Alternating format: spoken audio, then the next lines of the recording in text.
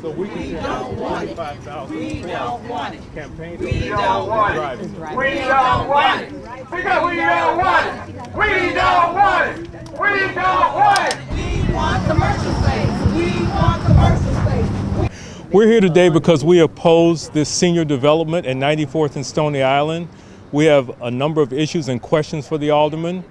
The alderman has told us that there is a need for this, but no one can present the market study that was done that would indicate there's a need.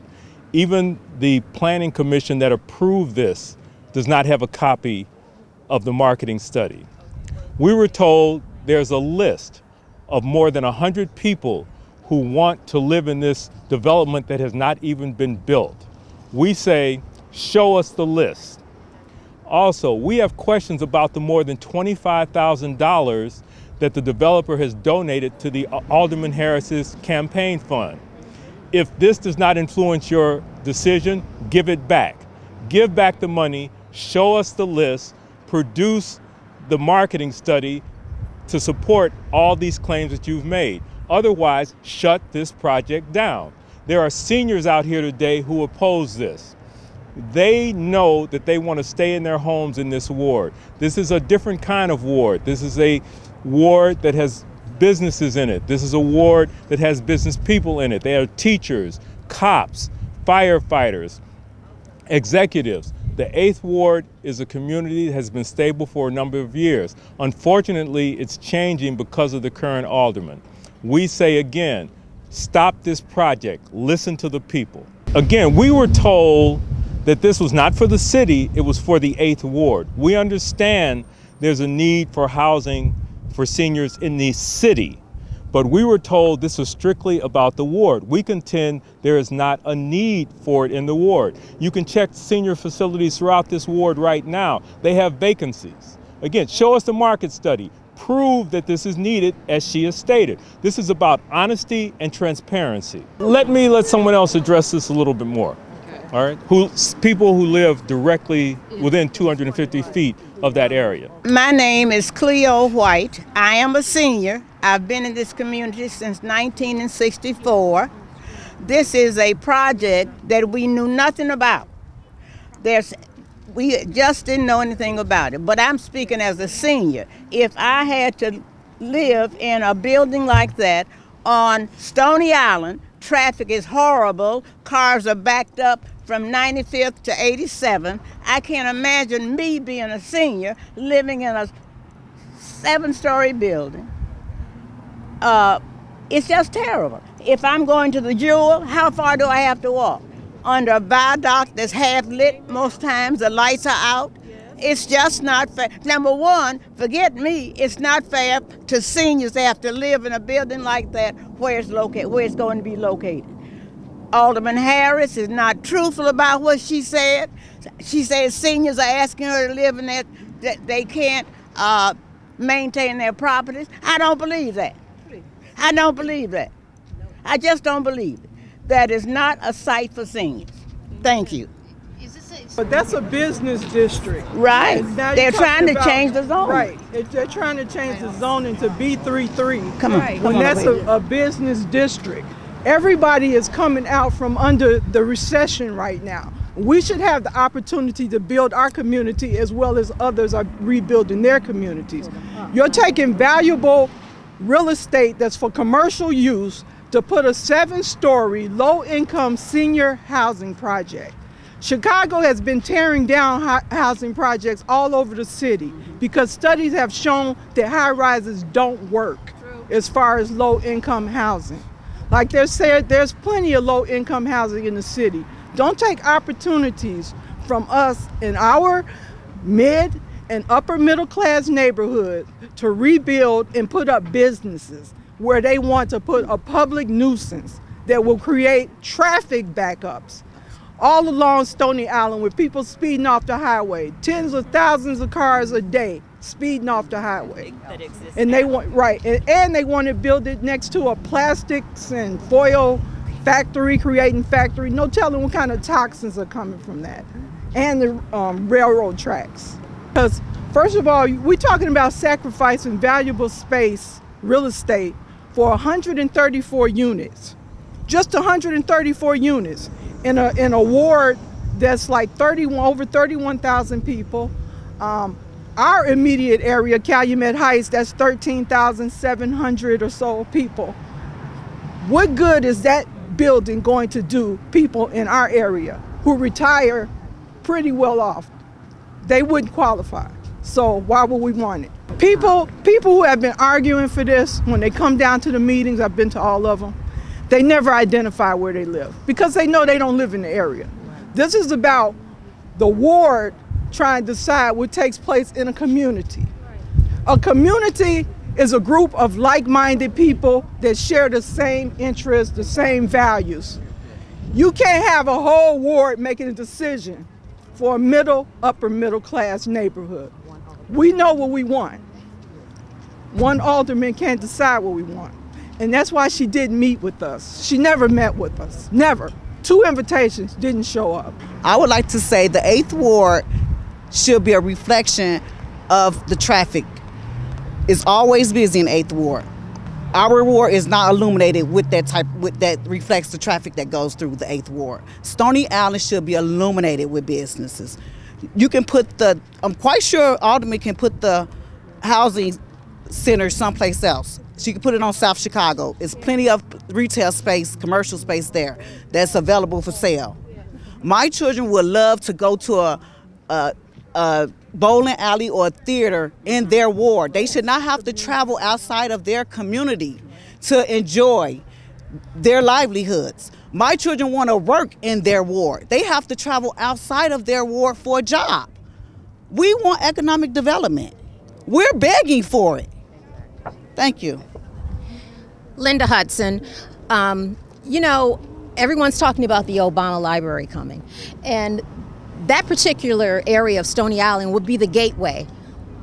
Why would we want a low-income senior housing facility right there? 2 weeks ago, Janice Gilmore, 67-year-old senior, was killed right there. It's too much traffic. There's a new car wash there. 3 years ago, we were right back here with the alderman talking about a medical marijuana dispensary that we didn't want. Alderman Harris does not listen to the residents. She's supposed to be the voice of the community, and she doesn't listen. We have no voice in City Council for the 8th Ward. It's about an alderman who does not listen to her constituents. It's about the 8th Ward not having a voice in City Council. It's about an alderman who votes 100% with Rahm Emanuel, and I didn't make those numbers up. It's about an alderman who won't meet with the residents. We scheduled meetings. The meeting was canceled. We didn't know the meeting was canceled, but her chief of staff, Al Ryder, told people that the meeting was canceled. This is about an alderman who does not want to stand before her constituents who voted her in office. It's not about my campaign. My name is Deidre Delaney.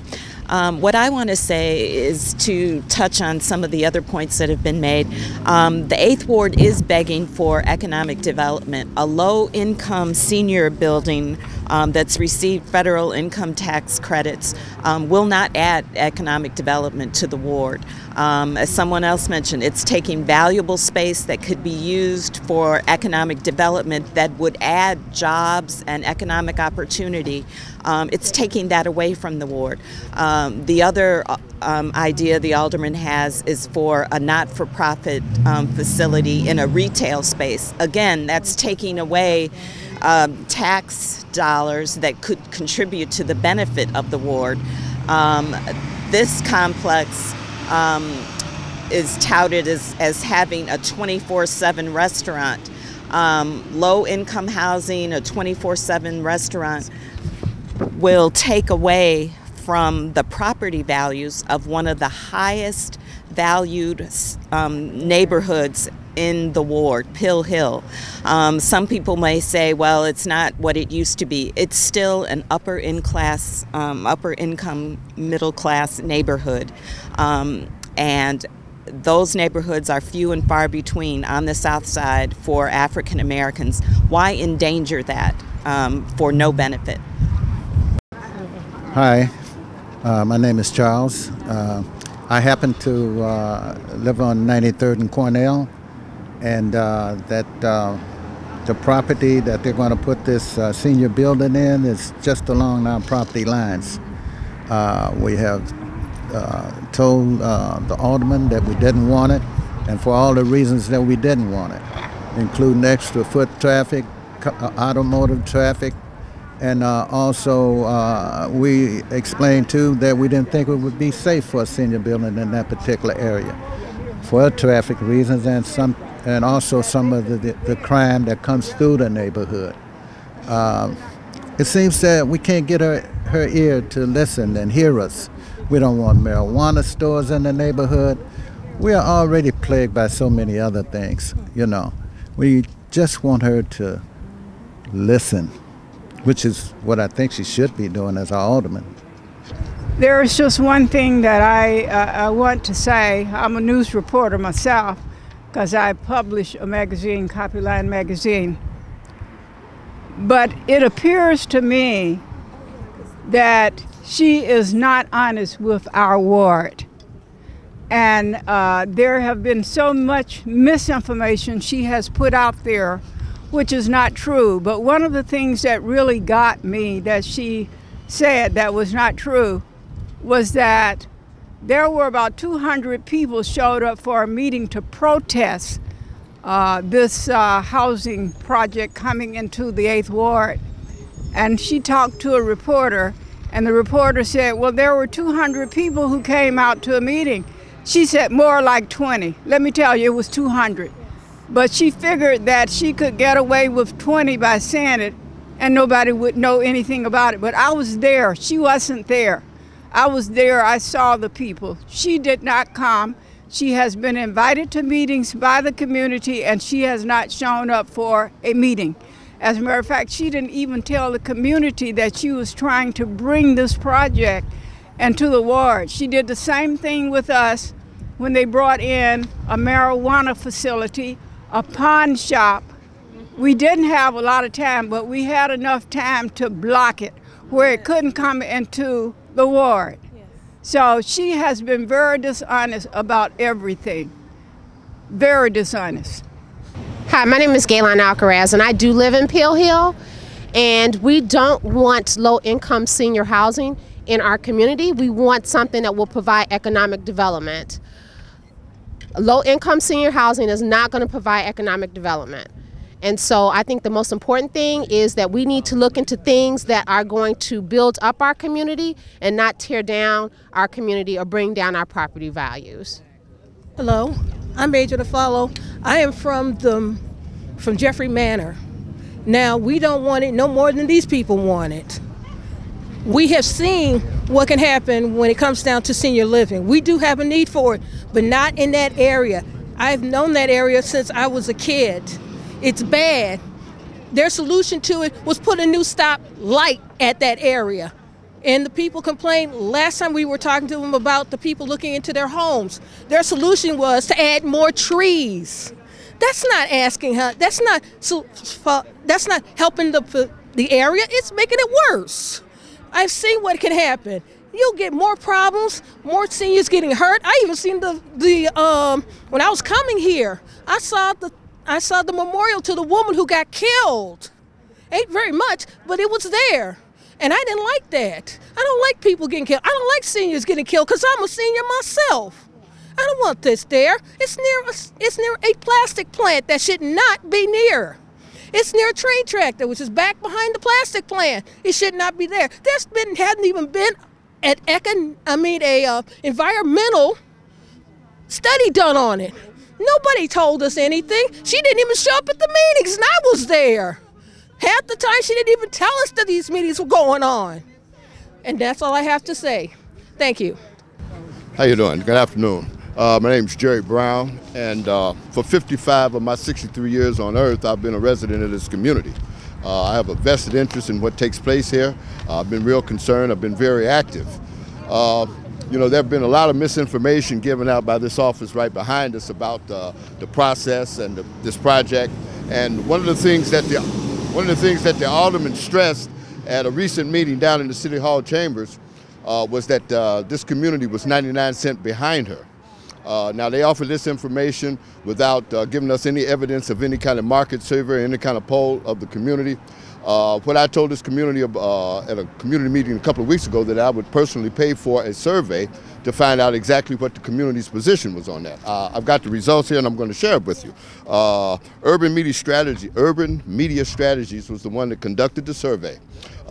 They made 1,420 phone calls of the area immediately surrounding this proposed project, and that's basically the 27th precinct of the 8th Ward.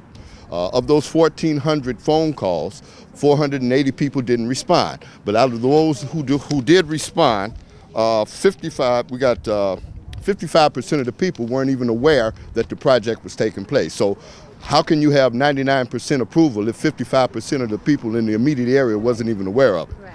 Okay.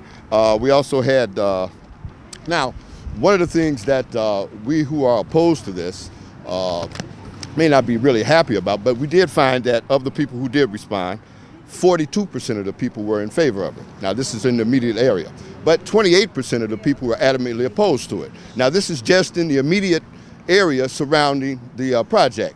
So what we have decided to do is to expand this poll, and we're going to poll the entire ward. Now, this is going to be a bit more costly. It's going to take a little bit more time to get accurate results, but given the strong opposition to this program, to this project, I think it's incumbent upon us as people who live here in this community, as well as this automatic office, to find out really what the position of this community is. First and foremost, this is our community. It doesn't belong to the politicians. It doesn't belong to City Hall or anybody else. So we have to make sure that what takes place here is a result of our desires, wants, and wishes. Yes. You know, the government only has power because we give them power. The founding documents of this country and the United States Supreme Court has repeatedly told us that we, the people, are the ones who give the government power, and nothing should take place without the consent of the governed. This is what this gathering here is about. You do not have the consent of the governed. At least this vocal part of our community is saying you do not have the consent to go forward with this project. And I hope that Alderman is taking a listen to it. Now, we've already got the approval of 2 different commissions in the, that's part of the city government that says, okay, go ahead with this project. This is going to be political suicide for not only this alderman as well as some other elected officials if they go for it without paying attention to what it is that we have to say about this. That's all I got.